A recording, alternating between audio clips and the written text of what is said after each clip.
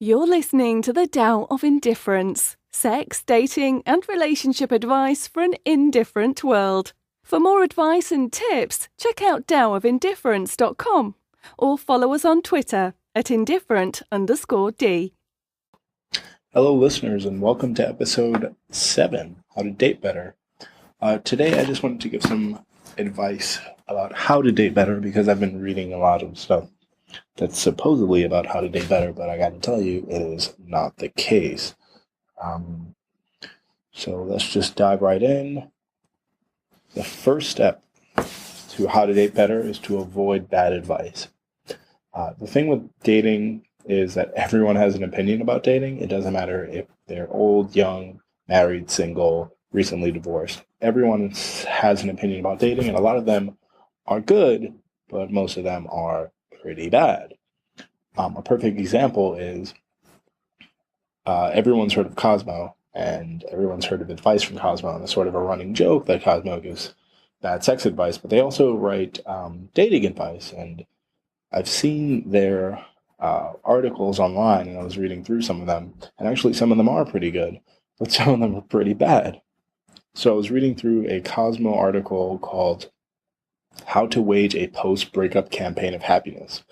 And I'm just going to read some of the good advice from the article, and I'm going to read it without adding my own comments. Number 1, find a really positive breakup quote that really resonates for you and post it on Facebook or Instagram. If you're feeling ballsy, share your favorite breakup song that pretty much sums up how you feel about the two of you being over with a "love this song" caption.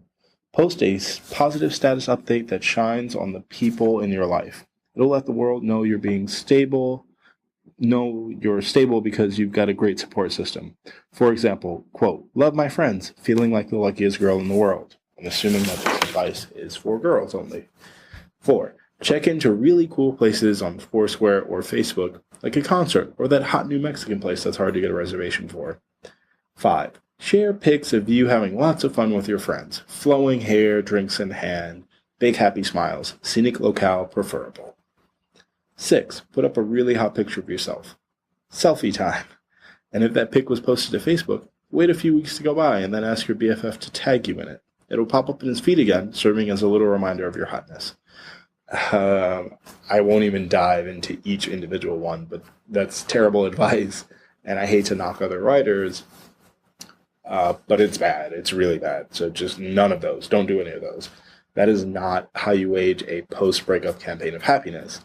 That sounds like the plot from a stupid romantic comedy starring Katherine Heigl and the dude from the X-Men movies who plays Cyclops. It's terrible. Don't do any of this. Just the way to wage a post-breakup campaign of happiness is to not do anything for someone else. All of that advice is, let's make my ex jealous and or regret the fact that I'm not around by actively showing him how happy I am without him. The way to wage a post-breakup campaign of happiness is to not exist to that person anymore, is to show indifference to the very idea that they exist. And the way to do that is to not post things that reference your breakup. The end. Doesn't need to be 6 tips, and all those tips are terrible. Don't do any of those things. So, if you're a guy, the advice you want to avoid is anything that comes from a pickup artist. I cannot stress enough how terrible pickup artists are.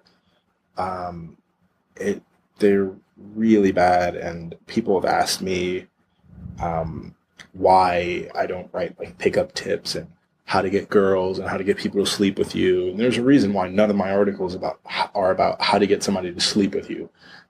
And how to pick up girls and peacocking and all that crap and alpha and all that nonsense, because it's all nonsense. The reason is because most of that advice comes from a place of you need to dehumanize your object of not even affection, but your target. It's pretty much how they describe everything. It makes dating goal-oriented and not in a way that's about self-improvement as a goal, but more you got to get laid, and here I'm going to show you these things to do that make you obnoxious and will probably attract some people who have low self-esteem. Just is what it is. Point being, there's bad advice everywhere, from some credible sources. So just watch what you take, watch which advice you take and from where. So the next step is to actively seek out good advice. Naturally, I think I give pretty good advice, but you might not disagree. You might agree or disagree. That's fine. Do whatever you like. I'm not everyone's cup of tea, but what you should be doing is actively seeking out people and sources that you listen to and respect. For me, I listen to a ton of podcasts. There's a reason why I started a podcast. It's because I was inspired by lots of other podcasts. I think I listen to at least 2 podcasts a day, probably more if I go to the gym. And I read tons of articles. I read articles on my commute while I'm listening to podcasts. I read them when I'm at work. I read them when friends send them to me. I'm always reading about dating, relationships, sex, basketball, sports, how to interview well, how to gamify your life, anything. I will probably read an article on it, and I'll probably take some advice to heart if there's any advice. My point is that these things don't just fall in your lap. You need to actively figure out what advice you want to take and where to get it from. I can only give advice about things that I'm knowledgeable about. I do not have knowledge personally about dating as a gay man. My advice is very general, and I'm hoping that I can give some advice that applies to all people. But realistically, if you wanted advice on how do I do X in the gay community, I can't give that to you, and that's fine. I mean, I can't know everything. I'm not incredibly knowledgeable about every single subject in the world, especially when it comes to dating. My point is that if you're poly, maybe there's a poly person that you reach out to. If you're 100% monogamous and want to wait to have sex before marriage, I'm probably not the best person to give you advice. I'm assuming that you're not if you're listening to this podcast. So just actively seek out good advice. It takes a lot of work, but if you want to work on yourself and how to get better at dating, you have to work. You have to commit to the work. The next step to learning to date better is to put yourself out there. And what I mean is this. I've said it before, and I'll say it again, is that dating is a lot like searching for a job. If you're in the job search, if you're in the job market, dating has a lot of parallels. And the best way to get recruited for a job or to find someone new is to put yourself out there. The more you are out there, the more likely people are to reach out to you. Now, there are some people who get recruited without looking, and there are some people who walk into a bar and men or women start hitting on them immediately because they just have this thing about them. It happens. Those people are always the exception, though. So you do need to put yourself out there. So what you can do, and I'll show you the parallels now, is you can go on the internet and do your searching. Now, that could be OkCupid for dating or something like LinkedIn, obviously for the jobs. You can do real life networking. You can go to a singles event, like a speed dating event, or just a singles event, a meetup. And the parallel to that is going to like a job fair or a job event or a networking event. You can tell your friends. I would tell my friends, hey, I'm recently single, or I'm single and I'm looking to meet people, or vice versa. Hey, I don't like my current job, so I'm looking for a new job. Or alternatively, I have no job and I'm looking for a job. Point is that they're very similar, and you really just want to go to those same avenues. And the more you put yourself out there, the more likely you are to meet someone new. And that's the whole point. The more you're out there, the more chances you are to meet someone else who's out there and also searching and looking. The next step after this, assuming that you have taken these steps and you're going on dates now, or you could already be going on dates, so just skip right to this one, is to develop your own elevator pitch. If you're not familiar with the term, an elevator pitch is a short summary used to quickly and simply define a person, profession, product, service, organization, or event and its value proposition. I got that definition from Wikipedia. I am not plagiarizing. So what I mean by an elevator pitch is that you, as a human, are a special snowflake. You've got a unique fingerprint, and you've got a unique brain that makes you who you are. The thing is that for someone to really know how unique you are, they have to get to know you first. And most people just don't walk up to every stranger they meet and want to get to know every single one of them. So what you've got to do is get a hook. You got to get something to pull people in to want to get closer to you and want to get to know you better. An elevator pitch is that, something quick and brief just to say, hey, my name is Demetrius. I really like comics and blogging and podcasting and recording things, etc. So just to give you an example, I'm going to read you the Tao of Indifference elevator pitch. My fanciest voice. Do you know how most people meet these days? Online dating sites. That's right, more people are meeting online than work, school, or through friends. The Tao of Indifference provides sex, dating, and relationship advice for online daters who, while tech-savvy, often lack the skills to date effectively. The Tao of Indifference shows people how to date better by using tried-and-true methods that place an emphasis on building real connections and drive focus away from the things that aren't important to daters. As the creator of Tao of Indifference, I have over 10 years of online dating experience to share with my readers and listeners so that they won't have to waste 10 years of their lives trying to find someone amazing. I just wrote that today, so it's okay. It can use some work. Point being, you as a person can probably quickly and easily figure out a way to introduce yourself. Hey, my name is Bob. I love surfing. I'm a really big fan of Hannibal. I just got into the show. I just finished season 2 on Netflix. It was incredible.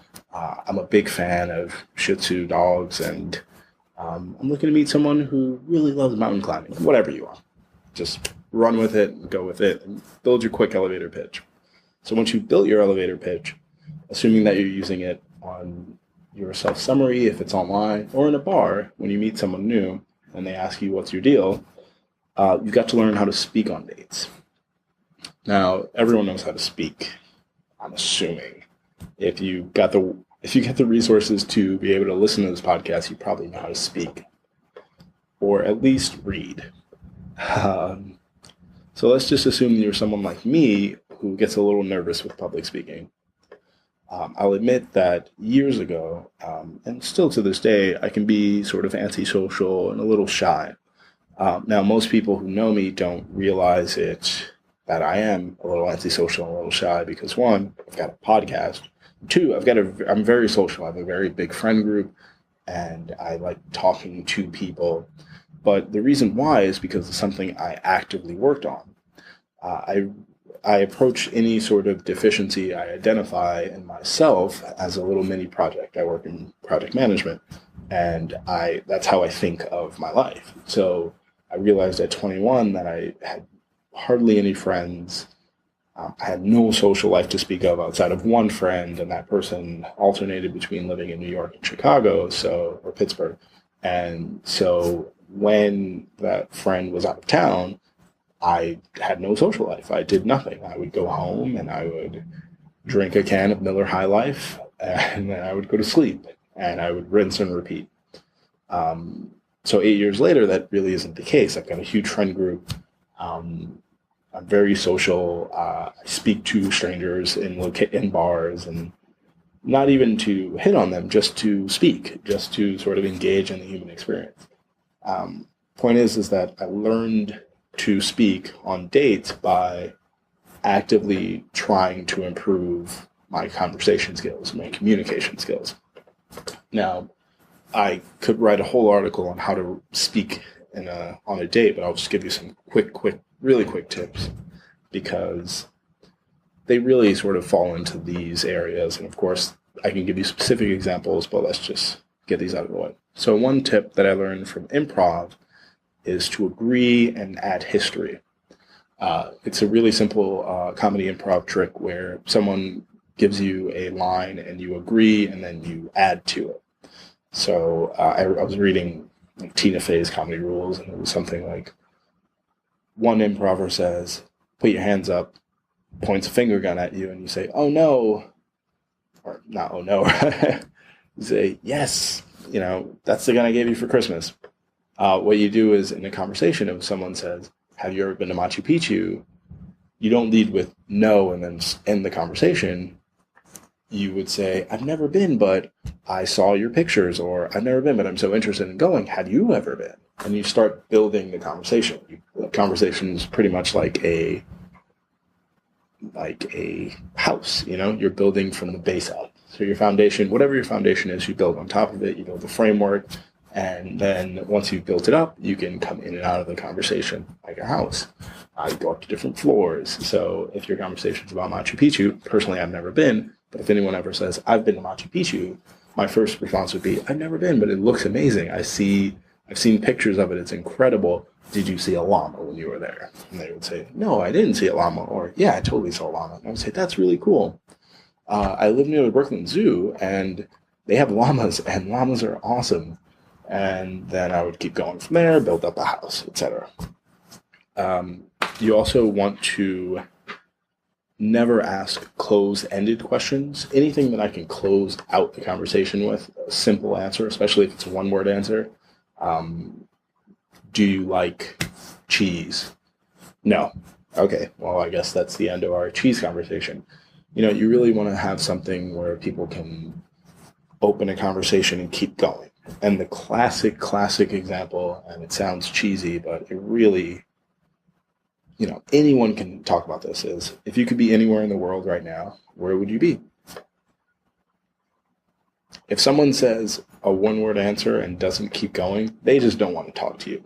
Which leads to my last tip, which is you need to realize when you are wasting time, and you need to realize when people are wasting your time, and just move on. Perfect example. If you ask an open-ended question and someone replies with a one-word answer and closes the conversation, they probably don't want to speak to you. If you ask another one following that, and you keep getting the response, and you keep getting the response, they don't want to speak to you. You need to move on. And further, when you are actually dating someone, you need to realize when things just aren't working out, or they're not that interested in you, but they're trying to be polite. I've written before about the different ways that people reject people and how to recognize them, and I'm going to link to this in the show notes. But of course, people just will be, I guess the best word is to be passively rude. People tend to be passively rude with dating because they think that by being passively rude, they don't realize they're being passively rude. They're actually being polite. People just sort of stop responding as quickly because it's like, well, he'll take the hint, which is just passively rude. Instead of just saying, I'm not interested, please stop contacting me. You're nice, but I'm not attracted to you, So this one may be the hardest one because it's hard for people, and especially it's hard for people in general to deal with rejection, especially hard when the rejection is indirect. This passive rejection that happens most often, especially with daters of this generation and generations before mine, or after mine, rather.